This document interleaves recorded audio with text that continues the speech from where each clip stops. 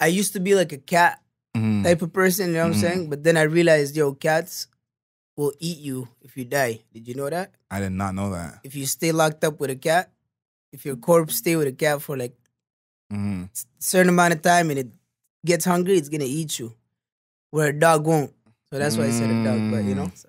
For all the dog versus Kitties cat ain't people loyal. out there, no, you just broke the game open right there because this dog versus cat debate has been going on longer than Kobe and LeBron. So I think right there you just put something in the dog's favor because that's loyalty right there. I used to like cats. As soon as I seen that, read that, I was like, no, I'm done.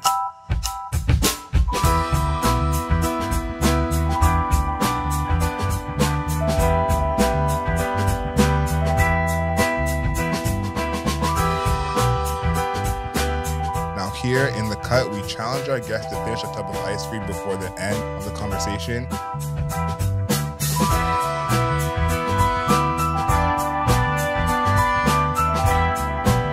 Good morning, good afternoon, good evening, and good night. My name is Adriel Smiley, aka AdrielSmiley.com, aka Adriel Smiley Official, aka The Godfather. Today we're in the cut with Mouraine.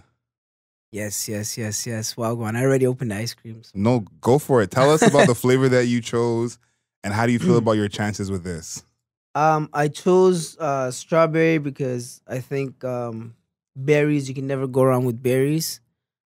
Healthy, you know, or at least the delusion is going to give me that it's healthy. So, yeah, I don't know. We'll see. I think I've never really finished the tub this big. You know, usually I'm a 2-scoop type of person, but we'll see what I could do. Nah, I got some faith in you. I see a little bit of fear in your eyes, though. I feel like you're eating with your eyes right now, and it's a really big tub, but I believe in you either way. If you're new to In the Cut, though, we challenge our guests to finish a tub of ice cream before the end of the conversation. If you want to hear the radio show, you can listen live every Wednesday at 11 a.m. on CJRU 1280 a.m. in Toronto. I feel like we've had a run of people finishing it, though, so not to put any more pressure on you, but you'll probably be the first person in weeks not to finish it if you don't. Oh, man. Yo. Okay, cool. Okay. We'll start with you not talking as much so you can get a little bit started. But I want you to tell your story first because I feel like people obviously know that you're from Sudan, Edmonton, of course. But talk about you coming to Edmonton, respectfully. Yeah. And how you got here and kind of what was your thought when you first showed up? You know, when I first landed 2005, you know, I was pretty young still, but I don't care what age you are. I think coming from that contrast, you know, just a different country, different landscape, different culture, different language. Is, you know, like everything is different. So the food is different, you know, so it was a bit of a culture shock, you know, seeing all these white people, you know. I can imagine. Yeah, I imagine I lived in Africa. I wasn't seeing white people, right? So, and imagine seeing like a white person for the first time and having an interaction with them. And seeing so many of them. Like, my dad came to Canada when he was 25. Yeah. And even at 25, like, you're a little older, you know, you but I think about how crazy that must be someone, you know, in their teenage years, early in their life, coming to a whole new country, having to deal with that. So it's like, you know, it is pretty incredible. Were you like into rap before you came to Canada? What were you thinking about musically before you came here? No, I really wasn't. I would just listen to whatever my parents would play at home and stuff, which was like obviously like Arabic music and just Sudanese traditional music, but I kind of got introduced to rap in school, really. Okay. This one girl named Maria Brass, you know? Maria. Yeah, she had was it a Walkman or a... Yeah, like the CD player? Yeah, I don't know. Yeah, she did have the CD player, right? Like, and the, you know, the little clip headphones, and then she slapped Ludacris. Yeah, you know, so she slapped, what was it?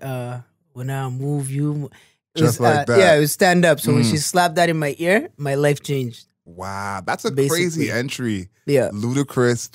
So was Ludacris your first favorite rapper, or he was just your entry point? He was just my entry point. But he's one of my all-time favorites. But I say, for me, I like Lupe. Lupe is probably one of my all-time favorites. Okay, that's a green flag. That's Yeah. a green flag. Okay. Yeah. So Lupe is your GOAT, you would say? Lupe definitely is one of them. You know? Yeah. Nah, that's a good one. Yeah. I feel like how you enter into hip hop really affects like how you go on after. Cause it affects your life. No, I was gonna say because my first hip hop entry was Bow Wow. Like that was all I was about to listen to. Like Bow Wow wasn't cussing, he was a kid. Yeah. So that was the only thing safe for me until I grew up and I said, oh, people are swearing over here. Like So that's a huge thing in how I look at hip hop now. When you came Go. When you came to Edmonton, what was your start in terms of making hip hop? Because you got your start in terms of like, shout out to Maria for putting you on.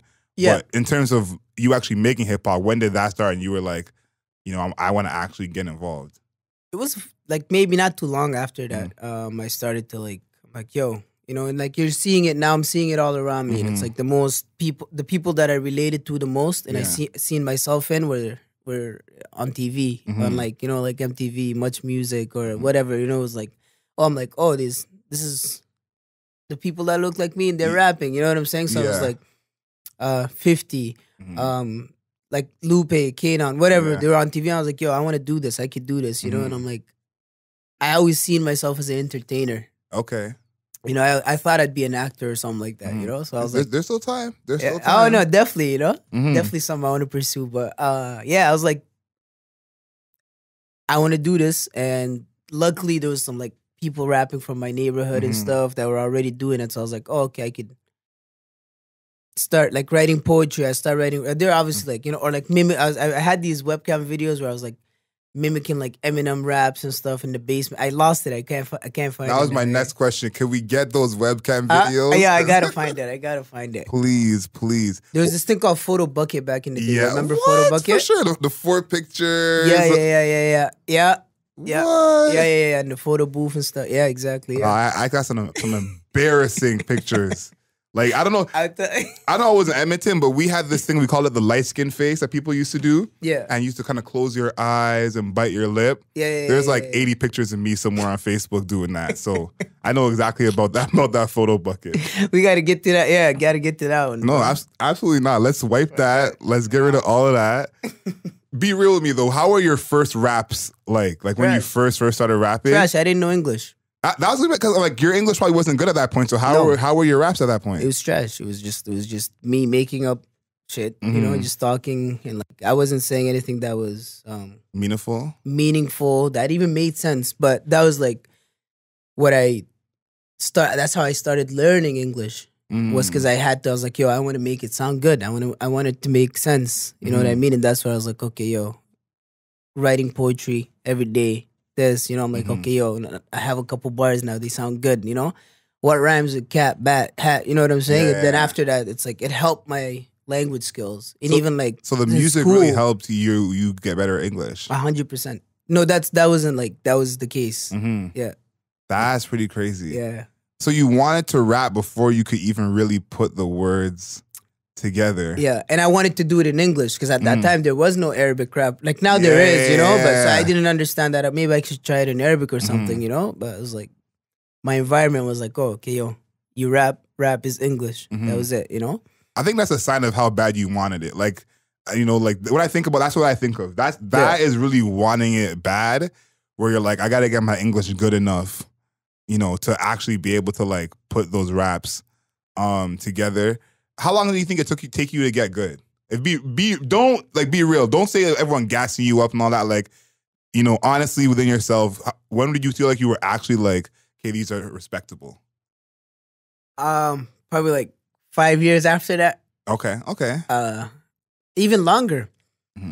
Even longer. I think because it was different phases, right? I started doing poetry and stuff and like trying to write raps.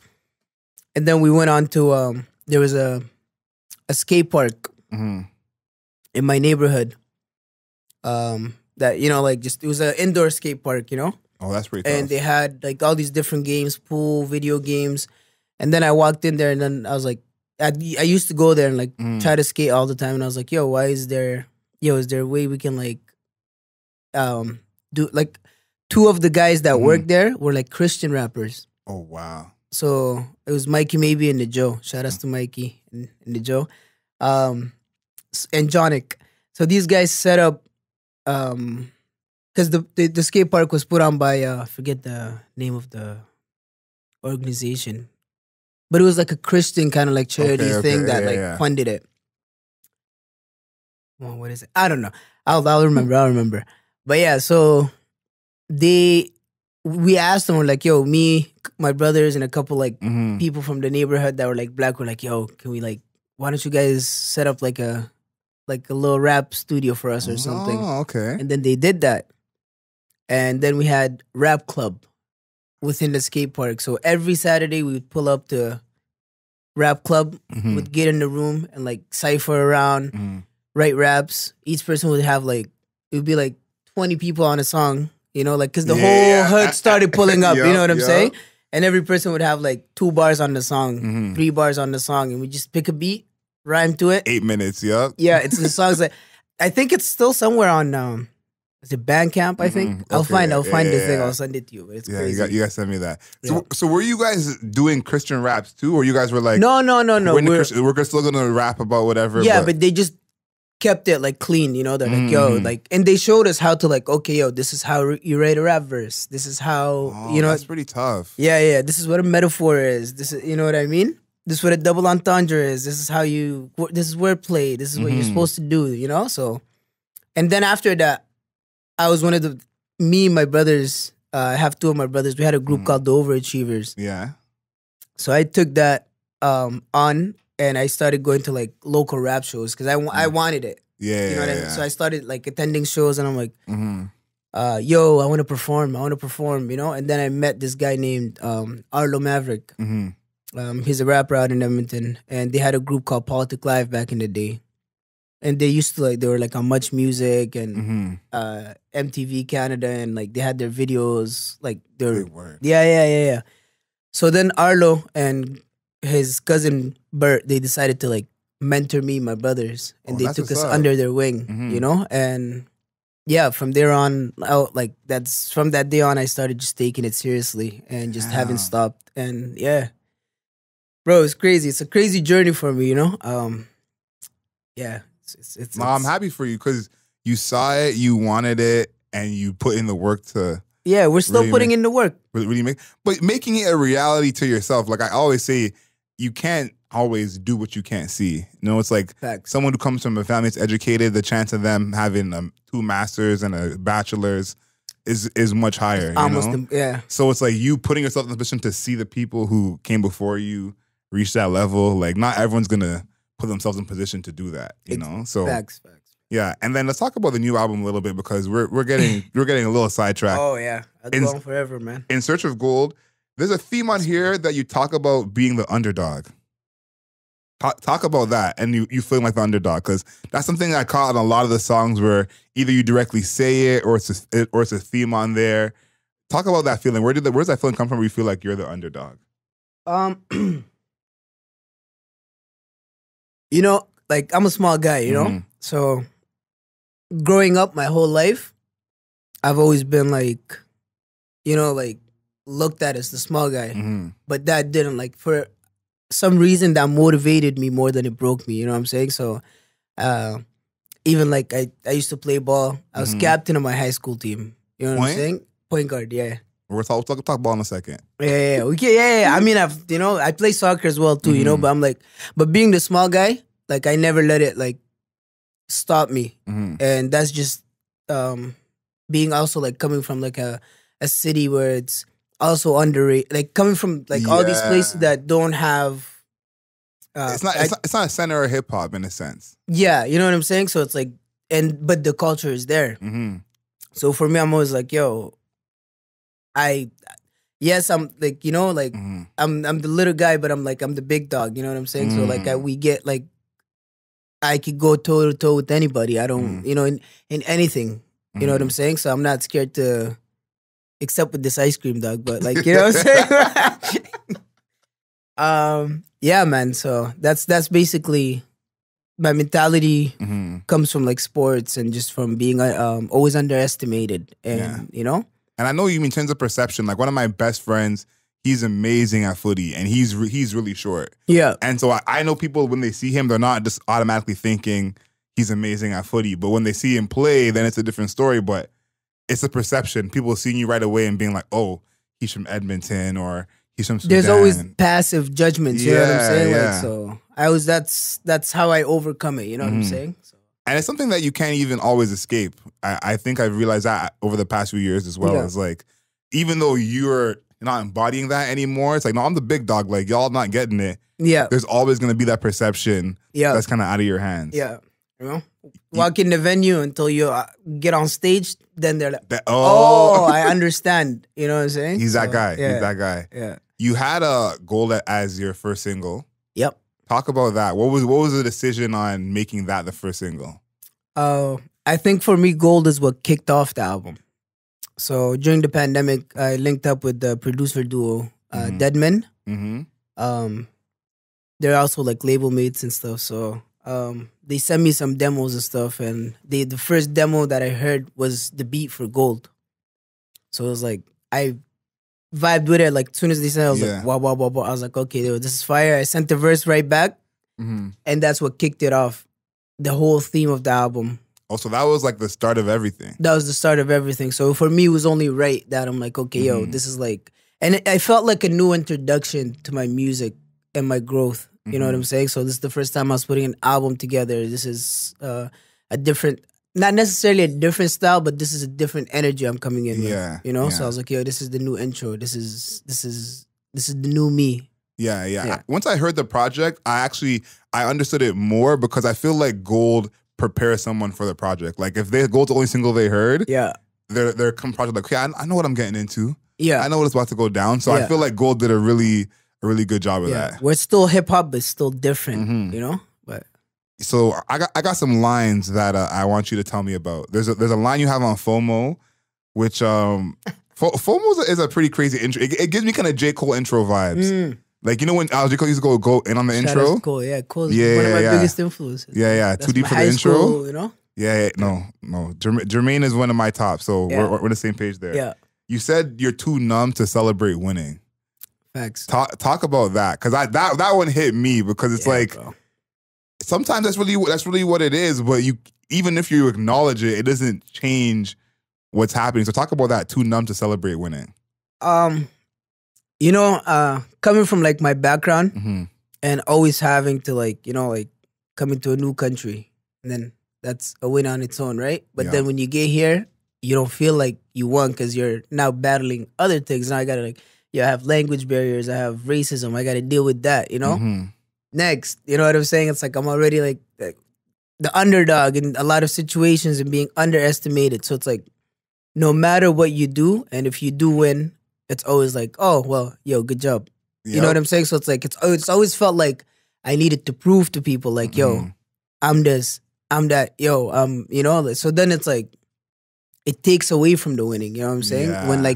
When you're being doubted and you have to prove people rather than like you being celebrated right away, or, you know what I'm saying? Yeah. So. How do you feel like you're with that now in terms of celebrating winning? Do you feel like you're better in that, or you're still in the same? Nah, bro, I'm numb to it, bro. I'm not even gonna lie, bro. I released the album, I didn't even, you know, like I know people that throw like, not release party, but like people like want to go and pop bottles, or you know, get a boost, something like that. Yeah, nah, bro, I haven't, like, cause it's just the bigger picture and the end goal for me is too big for me to like, you know. I understand that you have to celebrate your small wins, but it's just sometimes it's very hard. You know. Because you don't see them, they pass by, and you're like, oh well, I got a lot, like 100 more things to do. And you see yourself up there because as someone who wanted it so bad, it's like this is not to you. This is not the ultimate. It's not like the ultimate goal is this. You know what I'm saying? No, we're not here yet. You we're see not yourself so So now I mean, we're here. You know, like shout out. This is a moment where I feel like, you know, we'll celebrate the wins. But respect. Yeah, you know. Yeah, but there's still more to go. Personally, that's one of my goals for myself, is to be able to enjoy winning. Because I feel like I've had a lot of moments where the next day is back to the grind, you know? It's an event the night of, you're on stage, everything's crispy. Look at this guy. That's what's up, bro. Nah, do your thing. He tricks you. He tricks you. He pretends like you know, he's not gonna let you talk too much and let you eat the ice cream, but then you end up eating the ice cream and then you're not talking. I don't know. It's too much going on. Everyone knows Jamaican men don't lie. No one's gonna believe that. I want no politics. I grew up around too many yardies. I don't want no politics. No part of it. Oh my God. It's true though. Black men don't lie in general. See, I always knew you were smart. I always knew. These are the facts. You had another line on Up. This one, I stopped it right away. Like I heard this and I said, Alexa, pause. Damn. We said you said fear in your ear like my name, Joe Rogan. Yeah. Talk about, I know what you mean by that, but talk about that line a little bit. Yeah. I don't know. I was just trying to be witty. I was just trying to be witty in the studio. I was like, you know, like, I'm like, oh, yo, you know, because honestly, for me, it came from the side of like Fear Factor. Yeah. Right? Because he used to run Fear Factor and he used to do all these weird things where you jump in and you're like, they're like, yo, we'll put some worms in your ears. But Craziness. Also like, you know, a lot of like the controversial topics and the stuff that goes down there too, you know? So no, because I'm like that's a double entendre because a lot of people don't even know that he did Fear Factor. No, they don't. A lot of people, they only know him for what he does now.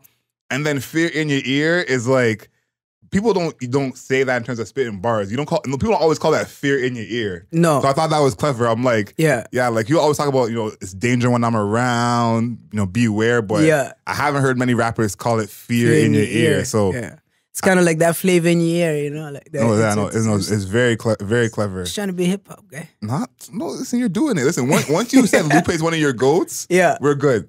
We're good. We're good. Sick of Your Love. Oh, yeah. I want you to tell me about the story behind that one, because I think that the feeling of being sick of someone's love is so unique. Yeah, bro. And there's a lot of songs about heartbreak or I want you so bad, but being sick of someone's love is a very special place. Yeah, bro. So talk about what happened to put that song together. It wasn't about a specific situation, but about specific situations, you know? And I think a lot of times you find yourself in like a relationship, right? But, you know, those toxic like relationships, but then you like the person so much, but you don't like what it does what comes with them. Yeah. You know what I'm saying? Like that extra like baggage that just pulls you back, you know what I'm saying? So it's like, yeah, it's definitely one of those ones where you can love somebody so much, but you could also, you know, hate it. So, but you hate the fact that you love them so much. You know, what do you do in that situation? Man, the toxic is the worst. Yeah, it's the worst. There's a saying that someone told me when I was young. It's like, just remember that you don't choose who you fall in love with, right? And I've always thought about that because that can be in like the best way, as in like this person was right under your nose. You didn't even know that they were the person for you. That is deep, bro. But also can be the other way of like, this person just has a hold on you. You know, you can't stop loving them. It's not great for you. You don't even know why. It's like you just keep coming back, bro. And you're like, this person done disrespected me 18 times. Yeah. And I'm here getting Uber Eats once again. So no, I got that one because I always think of that line when someone says you don't choose who you fall in love with, because that's deep, bro. I've never heard that before. It's the like, truth. You know? So you just hit me with the gems. Listen, we're going to get a gem from you at the end. You're going to get a gem from you at the end, so it's all good. It's all going to come full circle. Now, we have some questions we ask everyone on the show. And I'm excited for your answers because these ones go a little bit left. Now, first things first, when you get $100 million, apparently everyone gets an animal. I don't make the rules. This is what happens. Justin Bieber with his monkey. Yep. Michael Jackson with his monkey. Mike Tyson with his tiger. When people get $100 million, usually they get an animal in their life. So when you get to that $100 million level, is there an animal that you're going to bring into your life? What animal comes to mind? Do I need to explain why as well? If you want to, but listen, it's part of having $100 million, so it's just the rules. It's the $100 million club, huh? Yeah, exactly. Guess what? I already had a monkey. Oh wow! So that's manifesting. Yeah, so you're that manifesting 100 mil with that monkey right there. I had a monkey before, so but I don't know, man. I feel like I just get a dog, bro. I don't know if we can accept that answer. What do we think about that in this? That's studio? not it. I don't think that works. I need like an animal, you know? Yeah, something non-domesticated. We're going tiger. Okay. Oh, like you're talking about wild animals. See, that's a different story anywhere. now. You can go anywhere with it. You can. Someone last week I think said Can it be squid. mythical? Can it be? You could go unicorn. You could go anywhere you want to go with it. Shit, I get a dragon or something, dog. But no, honestly, I think I get a lion. A lion? I get a lion because I'm from Africa, you know, and like a lion resembles like strength. Yeah, strength and where I come from, and like fully represents how I am in my mentality. So I think I'll go with a lion. Did you watch Tiger King? Lion King? Tiger King, the show. Nah. So it's a show with this guy Joe Exotic. Shout out to Joe Exotic. But he has like basically that guy who I didn't watch it. I seen like the clips and stuff, but I didn't watch Carol it. Baskin. Yeah. So in that show, the tigers get a little wild. Yeah. But it's cute though. Yeah. It's cute. It's like having a big cat. So that's the energy I'm thinking when you get in the lion. But I think that has some like, you know, fifth album cover vibes. Yeah, bro. Mouraine with his lion. The lion. I mean, In Search of Gold kind of has that lion feel. Yeah, to it. 100%. I'm sitting on a throne. And like triumphant. Yeah, royalty. Definitely, you know? But I don't know, man. I don't know. I used to be like a cat type of person, you know what I'm saying? But then I realized, cats will eat you if you die. Did you know that? I did not know that. If you stay locked up with a cat, if your corpse stay with a cat for like a certain amount of time and it gets hungry, it's going to eat you. Where a dog won't.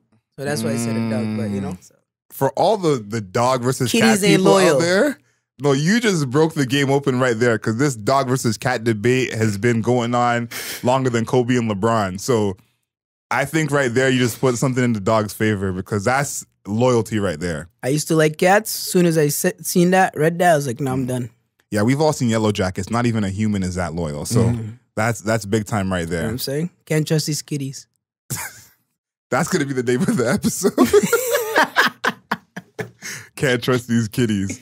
They say the 5 people who are closest to you in your life represent you and help you be yourself. So who's your top 5? Now it can be 2 people or it could be 10 people, but who are the people in your life who help you be yourself? Ooh. I think my family, my mom's, my brother, Moto, he's always with me. My homie Umzi, my dog. I don't know. Yeah, my manager Rebecca does it, hold it down. Sophie's cool too, so you know. So shout out to Amanda and all of them, you know. I gotta say it there in the room, you know, but it's like we just stay up. I'm like, no, seriously though, like I think the 5 people I talk to on a daily basis are usually, or like on an everyday, those are usually like, you know. But yeah, you're right. Your environment and the people you're around definitely develop who you are, 100%. Nah, why I ask this because I think a part of people's success is a strong kind of habitat for success, which is part of the people around you. Yeah. And, you know, what you consume is a big part of it as well. Like, I think we always forget that. If your best friend is always complaining, you know, that's gonna affect you. Or is it's gonna take a toll on you, bro. You know, or if your brother or your mom is always exhibiting self-doubt, that's gonna affect you. So I feel like that's a huge part of someone's success is like, you know, the people that they the circle, your direct circle. Exactly. 100%. So we're about to wrap up. We got one question left. Wrap up what? Let's see where you're at with the ice cream. Nah. It's done. Nah, okay, but where'd you get this ice cream from, though? Eva's Original Chimneys. Shout out to Eva's on Bloor Street. Big shout out to Eva's. They got vegan flavors, tiramisu, you know, all type of cheesecake. So big shout out to Eva's. Before we get There's no way I'm finishing this. Today, you'll finish it today. Maybe not right now, but by the end of the day, maybe. Yeah, by the end of the day. So you said you follow footy. Did you see the Benzema contract? He's getting 3 years, 630 mil from the Saudi League. Saudi Arabia? Yeah, that's amazing. The Saudi League is about to take over. Yeah. Watch, they're gonna scoop Messi too. So that's how I asked you about. Do you think Messi's gonna go? Because you and brother had this argument yesterday. He thinks Messi's not gonna go because Messi wants to coach. But I think Messi's going. I think Messi's going to do a couple years, probably, and then pull out, you know? Ronaldo's going to finish up too, so it's like, might as well cash out. I'm not against it. I'm not against it. I'm like, for that kind of money, like... Bro. Yeah. Like, that's wild. Yeah, bro. I'd buy a couple monkeys. You know what I'm saying? They can get some monkeys and some lions with that money. Yeah, bro. man. Yeah. No, I think Messi didn't go over there because I'm like, I know someone's mentioned that he wants to be involved in owning a team. He could fund that in 1 year. Yeah, bro. Yeah. These guys, they get ridiculous guap, man. You know? No, that's footy, bro. That's wild, eh? Speaking of footy, shout out to Alfonso too, you know? So yeah. Shout out Alfonso. Yeah. So we have the segment on the radio show called Wednesday Wisdom. We look for a motivational quote or saying that either you remind yourself of or the people around you. So what is that for you? The motivational quote or saying that either you tell yourself every day or when people around you are feeling down, you kind of, bring to them?